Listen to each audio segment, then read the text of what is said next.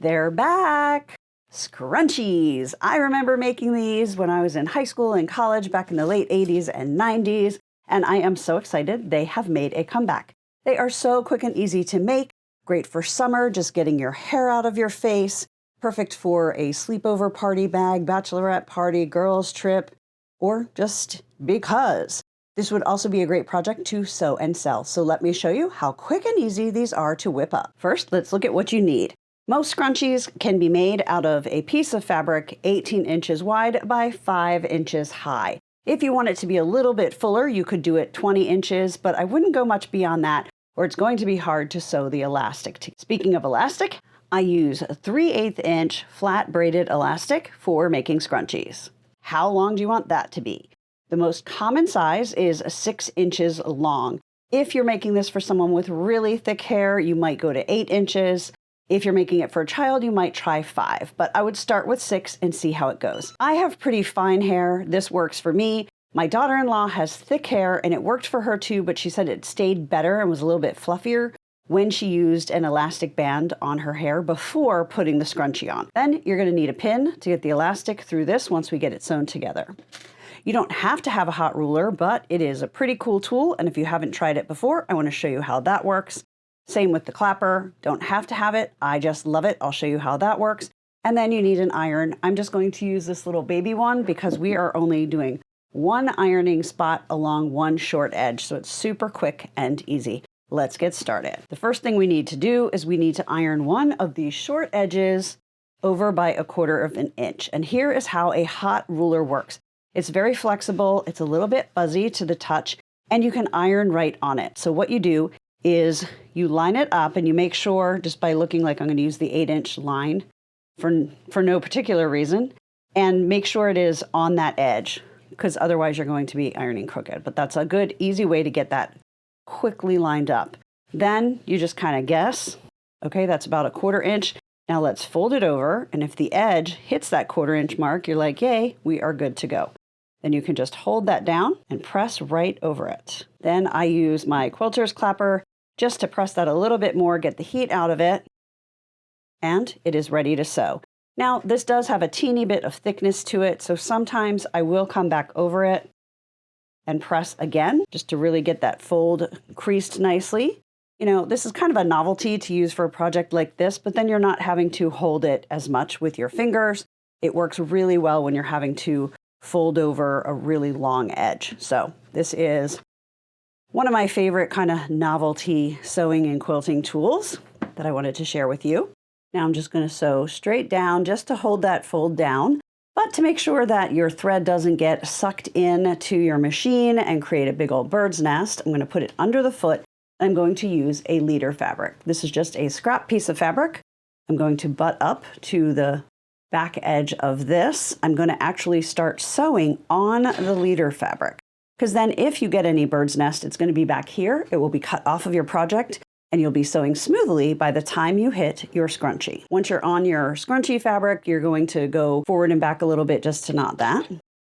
And I had that stitch length set a bit small for this because I'd use a smaller stitch length when I do the elastic.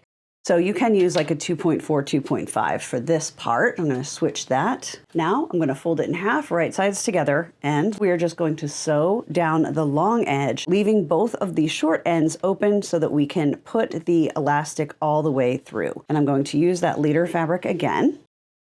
Now I'm just going to cut that leader fabric off again.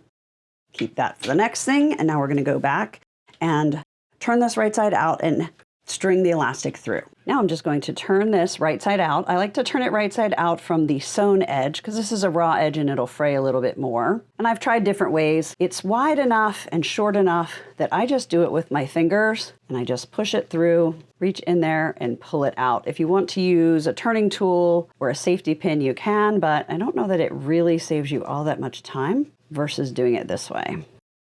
If you're making a lot of scrunchies, this would be a great thing to do while you're watching TV.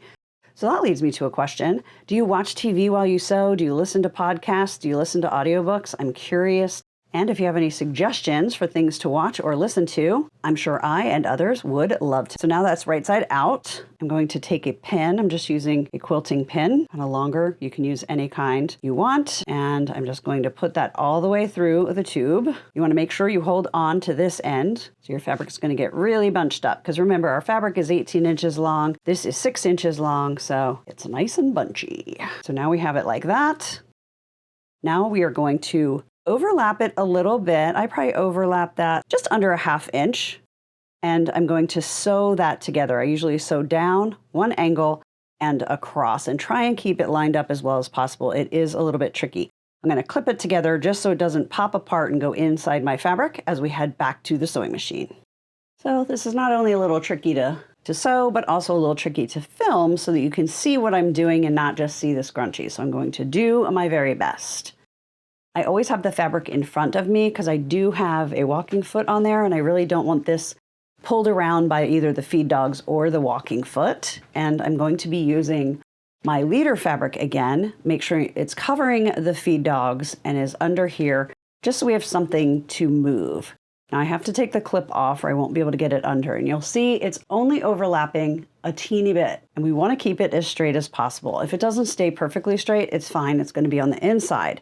But the goal is to keep it lined up. So sometimes I'll just take my scissors, whoops, and hold it in place as I get it under here. I'm using the leader fabric because trying to lift the bobbin thread and hold this little piece of elastic together and all of that at the same time, it's just a lot. So I just do this. And that did not stay very straight. So while the needle is down, I'm just going to lift my foot and I'm going to line that back up.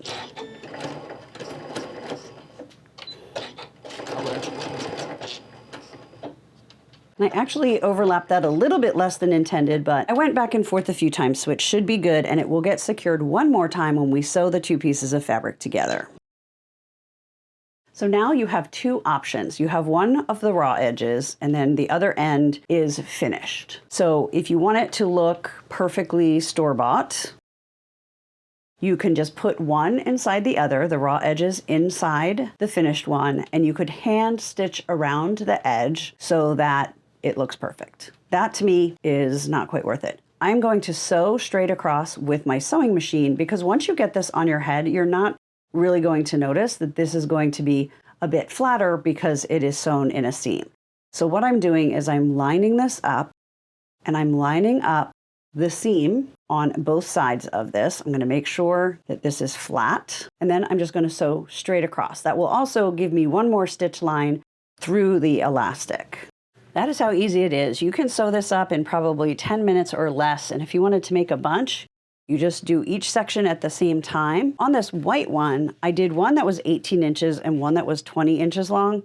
I honestly can't tell which was which. I think this one has a little more rippling, so this probably has 20 inches, so it's going to look a little bit fuller when used, but not a huge difference. So whether you're making them 18 inches long or 20 inches long, you can get 2 scrunchies out of every 5-inch strip if you're going selvage to selvage or with the fabric. So it is a very cost-effective project and cute and fun. Let me know in the comments who you're going to make these for. Are you going to sell them? Are you going to give them as gifts? Are you going to use them as party favors, trip things? I would love to know.